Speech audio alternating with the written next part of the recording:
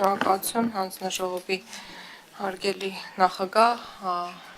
հանձնաժողովի հարգելի անդամներ, ձեր քննարկման է ներկայացվում ռազմական գործողությունների հետևանքով ստեղծված պայմաններում եւ հանգամանքներում անհետ կորած անձանց մասին օրենքի նախագծի եւ հարակից օրենքների նախագծերի վերաբերյալ օրենսդրական փաթեթը։ Նշեմ, որ ռազմական գործողությունների հետևանքով ստեղծված պայմաններում եւ հանգամանքներում անհետ կորած անձանց առաջվող իրավահարաբերությունները ներկայում համապարփակ կարգավորված չեն, անձանց նշված շրջանակի վերաբերյալ առանցքային հարցերը առհասարակ բաց են մնացել, իսկ որոշ հարցեր թեև տարբեր իրավական ակտերում ստացել են որոշակի կարգավորում, սակայն թերի են ու չխմբավորված։ Նշվածով պայմանավորված անհրաժեշտություն է առաջացել ընդունել առանձին շրջանակային օրենք, որով կապահովի ռազմական գործողությունների հետևանքով ստեղծված պայմաններում եւ հանգամանքներում անհետ կորած անձանց առաջվող իրավահարաբերությունների համապարփակ կարգավորումը։ Ներկայացնեմ նախագծի հիմնական կարգավորումները։ Նախագծով սահմանում է, թե ով է համարվելու անհետ կորած անձ, եթե հակիրճ, ապա զինծառայողը կամ զինծառայության մեջ չգտնվող այլ անձը, այդ թվում կամավորականը, որն անհետացել է ռազմական գործողությունների հետևանքով ստեղծված պայմաններում կամ հանգամանքներում, պաշտպանության գործողությունների մասնակցելու կամ մարտական հերթապահության կամ հատուկ առաջադրանք կատարելու ժամանակ, կամ զինադադարի ընթացքում կամ ռազմական գործողություններին հաջորդող խաղաղ պայմաններում։ Նախագծով սահմանում են անհետ կորած անձանց, ինչպես նաև նրանց ընտանիքի անդամների իրավունքները, այդ թվում անհետ կորած անձի անհետացման պատճառների եւ հանգամանքների, գտնվելու դեպքում գտնվելու վայրի, մահվան դեպքում մահվան հանգամանքների, հուղարկավորման վայրի վերաբերյալ հավաստի տեղեկություններ ստանալու իրավունքը, մարմինը մասունքները ստանալու իրավունքը եւ այլն։ Նախագծով նաև սահմանում են անհետ կորած անձի հետախուզման համար դիմում ներկայացնելու ընթացակարգը, հետախուզման գործընթացին առնչվող դրույթներ, հետախուզման դադարեցման դեպքերը։ Այսպես նախագծի իմաստով անհետ կորած անձի հետախուզման դիմումը ներկայացվում է լիազոր մարմին, ընտանիքի անդամի, պետական մարմնի կամ հասարակական կազմակերպության կողմից, որից հետո անհետ կորած անձին վերաբերող տեղեկությունները մուտքագրվում են համապատասխան ռեեստրի։ Օրենքում ամրագրվել է, որ լիազոր մարմինը հարցումներ է ուղարկում պետական եւ տեղական ինքնակառավարման մարմիններին, միջազգային մարդասիրական կազմակերպություններին, որոնք կարող են տիրապետել անհրաժեշտ տեղեկատվություն։ Սա ենթադրում է, որ որոնողական աշխատանքներ, որի ժամկետները կարող են երկարաձգվել, սակայն սահմանված է, որ բոլոր անհրաժեշտ միջոցները ձեռնարկելուց հետո արկա վիճակի մասին 15-օրյա պարբերականությամբ տեղեկատվություն պետք է ներկայացվի լիազոր մարմնին։ Նշեմ նաև, որ այս որոնողական աշխատանքների եզրափակման մասում սահմանվել է, որ հետախուզումը դադարեցվում է անհետ կորած անձի գտնվելու վայրը, հուղարկավորման վայրը կամ այդ անձի մարմնի մասունքները գտնվելու վայրը պարզելու օրվանից 3 օրվա ընթացքում, որի մասին անհապաղ նշվում է նաև համապատասխան ռեեստրում։ Իսկ անհետ կորած անձի դատարանի վճռով մահացած ճանաչվելու, սակայն նրա մարմինը չհայտնաբերված լինելու դեպքում հետախուզումը չի դադարեցվում։ Որպես անհետ կորած անձանց հարցերով լիազոր մարմին նախատեսվում է ազգային անվտանգության ծառայությունը, սահմանում է վերջինիս լիազորությունների շրջանակը։ Մասնավորապես լիազորությունների շրջանակը ներառում է անհետ կորած անձանց հետախուզման գործընթացի համակարգում, տեղեկատվության ստացում եւ պետական մարմինների կողմից ստացված տեղեկատվության հավաքագրում, անհետ կորած անձի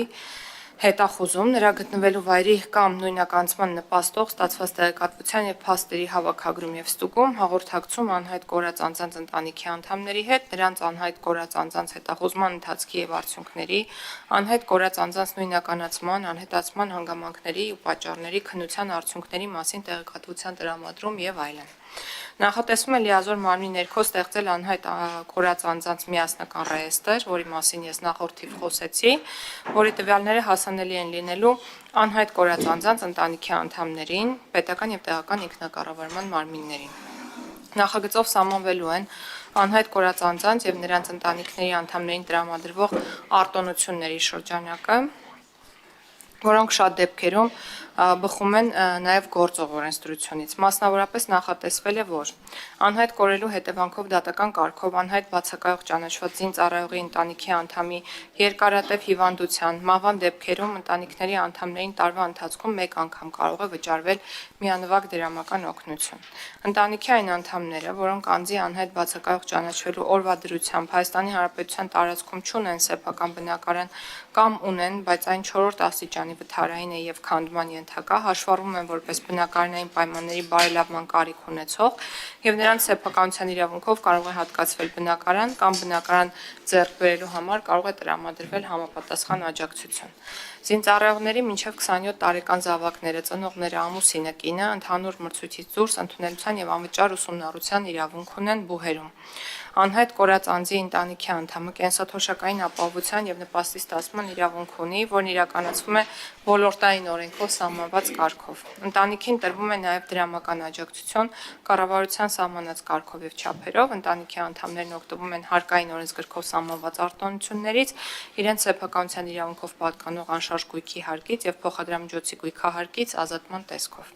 Անհայտ կորած անձի ընտանիքի անդամը սոցիալ-հոգեբանական օգնության իրավունք ունի եւ այլն։ Անհայտ կորածների եւ ծնողների մտահոգությունները Կորածների, ծնողների եւ բարեկամների մտահոգությունները հաշվի առնելով սահմանվել է, որ անձի անհայտ կորելու փաստով անհայտ կորած անձի հետախուզման մասին դիմում ներկայացված լինելու եւ միաժամանակ քրեական վարույթ նախաձեռնված լինելու դեպքում քննիչն անհապաղ միջնորդություն է ներկայացնում դատարան անհայտ կորած անձին առնչվող հեռախոսազանգերի տվյալները դրանց կապակցությամբ տեղաշարժի տվյալները ստանալու համար։ Դատարանի համապատասխան որոշումը հիմք է, որ անհայտ կորած անձին հնարավոր լինի որոնել նաեւ բջջային հեռախոսի գտնվելու վայրով տեղեկատվություն ստանալով այն մասին, թե ում հետ է կապ հաստատել անհայտ կորած անձը բջջային հեռախոսով, թե տվյալ պահին որտեղ է գտնվում հեռախոսը եւ այլն։ Նախագծով դրույթներ են սահմանվել նաեւ անհայտ կորած անձանց մարմինների հետախուզման, նույնականացման, արտաշիրիմման եւ դրանց նկատմամբ վերաբերմունքի, ինչպես նաեւ միջազգային համագործակցության մասերով։ Միաժամանակ հարակից օրենքների նախագծերով նախատեսվում է կերակրողին կորցնելու դեպքում անհայտ կորած անձի ընտանիքի անդամների կենսաթոշակի, ինչպես նաեւ նպաստի իրավունքը կանոնակարգելով նաեւ դրա կիրառման առնչվող հարաբերությունները։ Իրավական հիմք է ստեղծվում անձին սոցիալական աջակցության տեսակ հանդիսացող սոցիալ-հոգեբանական օգնություն տրամադրել նաև անհայտ կորած անձանց ընտանիքի անդամի անհայտ կորելու դեպքում եւ այլն։ Վերնշյալի հաշվառմամբ տեղեկացնեմ, որ նախագիծը բոլոր շահագրգիռ մարմինների հետ ոչ մեկ անգամ քննարկվել է։ Տարբեր քննարկումներ են իրականացվել նաև անհայտ կորած անձանց ծնողների եւ հարազատների հետ եւ նախագիծը լրամշակելիս նաեւ հաշվի են առնվել նրանց կողմից ներկայացված դիտողություններն ու առաջարկները։ Նախագիծը քննարկվել է նաեւ հասարակական կազմակերպությունների, Կարմիր խաչի ներկայացության գործընկերների հետ, նախագծում ներկայացված փաթեթում նաեւ տեղ են գտել նրանց կողմից ներկայացված առաջարկները։ Խնդրում եմ նախագծին տալ դրական եզրակացություն։